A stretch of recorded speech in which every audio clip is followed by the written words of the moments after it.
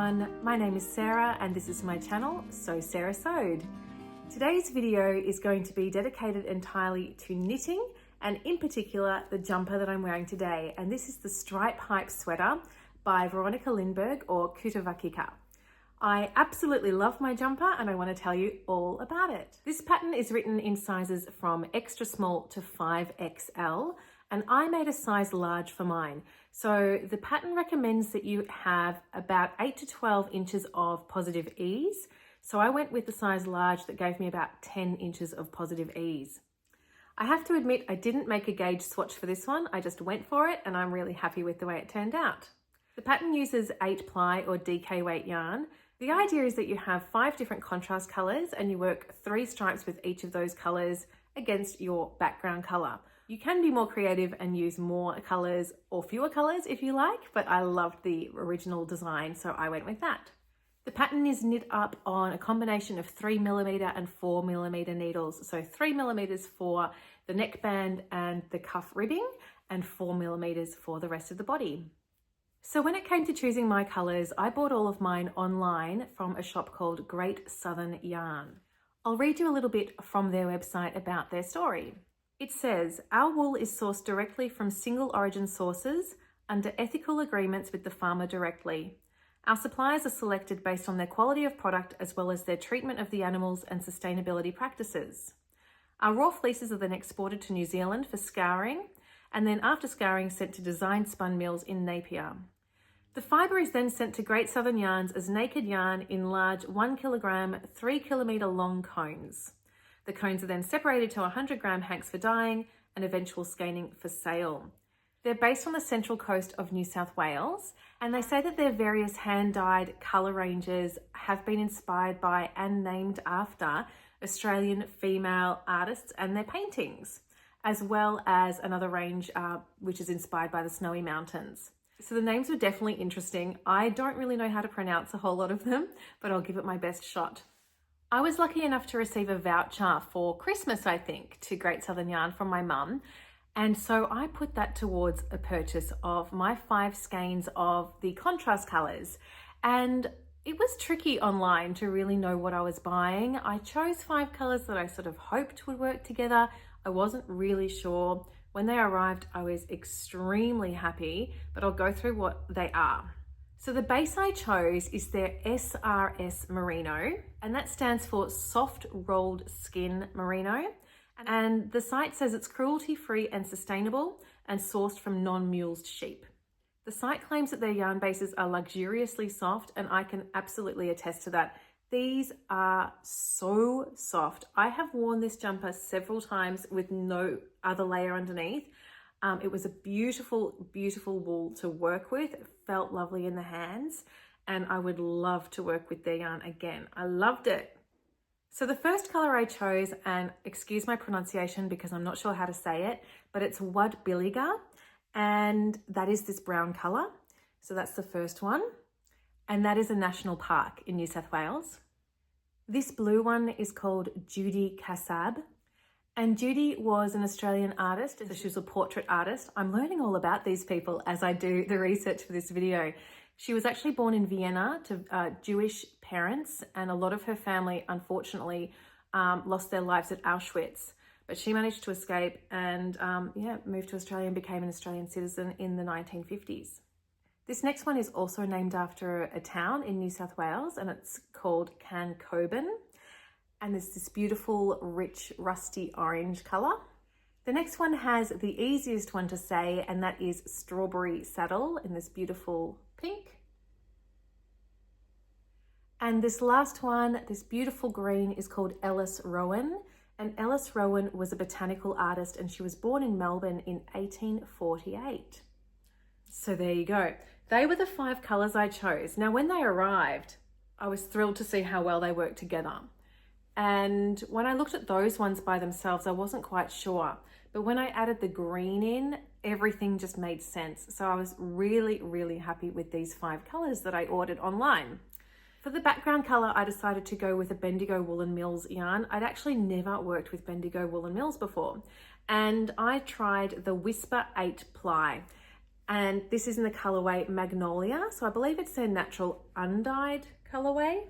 And this one was really lovely to work with as well. Very soft, not as soft as the Great Southern Yarn, but when it arrived, again, this one I ordered online. I wasn't exactly sure how it would work, but I'm really happy with the way that natural color worked with my other colors. So then the next thing I had to think about was, what order am I going to use these colors in? Where am I going to put these different colors? Which ones will I use on the body? Which ones will I use on the sleeve?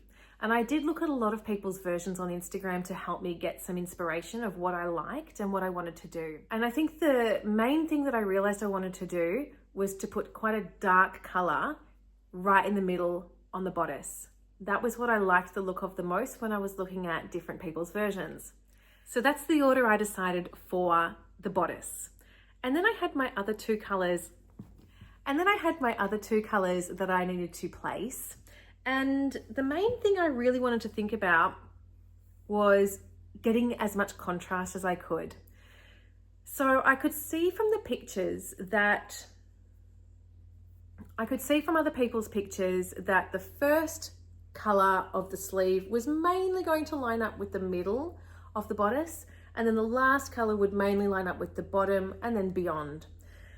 And what I wanted to do mainly was avoid these ones being too close together. They are a little bit too similar for my liking in terms of their placement. So I decided to put the pink where it would be closer to the blue, and then the green where it would be closer to the orange. And I love the way it turned out. I think I've said that a couple of times already, but I really, really do. So the construction of this jumper, you start with working the back flat, and then you pick up each of the sides of the front, and then you join them together, and then the rest of the jumper is knit in the round. Later on, you pick up and knit stitches for the neckband. I found this to be a really, really enjoyable, easy, and addictive project to work on. I found I just wanted to keep adding the stripes, and because each stripe is only 8 rows long, it wasn't too long until you were creating that extra contrast once again. So a very motivating jumper to work on. One of my favorite things about this jumper is not only the stripes, but these little details at the end of the cuff and then also around the neckband. I think they're so effective. So the suggestion is that you use this top color again as a little highlight on the cuff, and then the bottom sleeve color as a little highlight on the collar. And I think even though it's little, it really adds quite a punch to the overall effect of this jumper.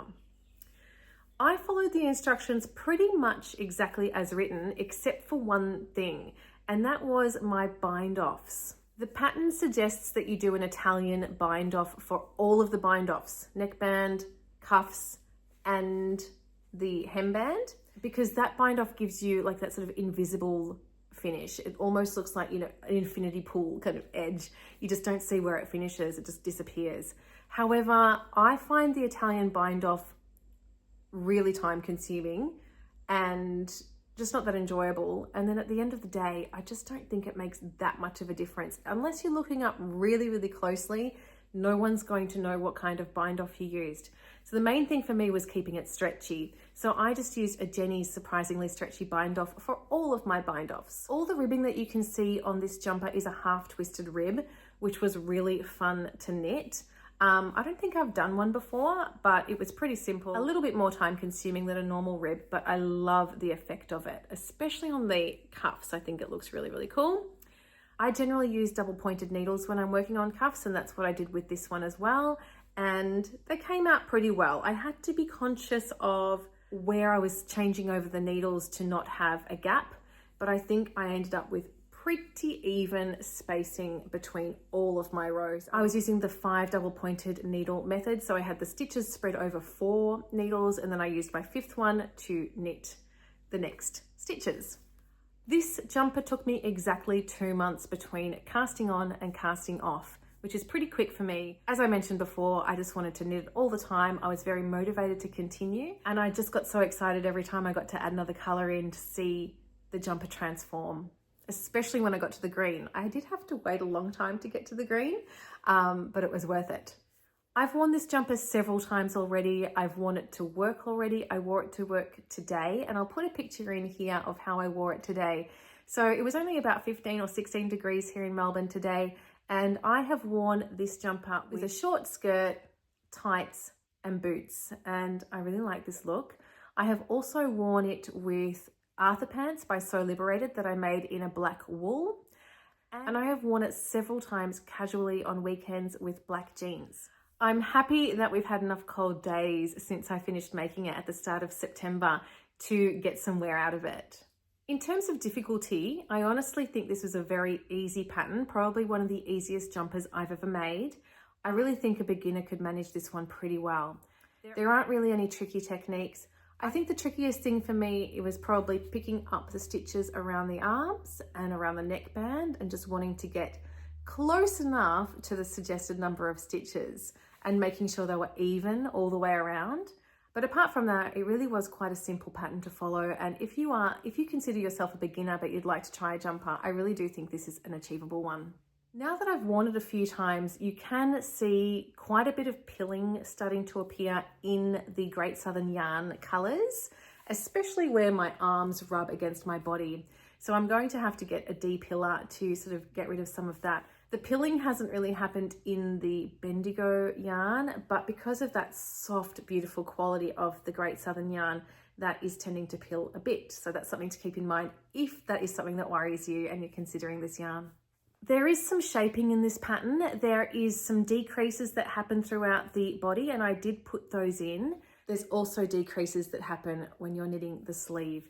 I've seen some people say they did not put in the decreases in the body, but I like the shape. I think it's quite subtle shaping, and I like the way then the hemband ends up being a little closer to the body. So that's all I have to say about the stripe hype sweater. I absolutely loved it. I hope you enjoyed hearing about it. If you've got any questions about it, I'd be very happy to answer them. Just leave them in the comments, and I'll look forward to seeing you in another video soon. Bye-bye.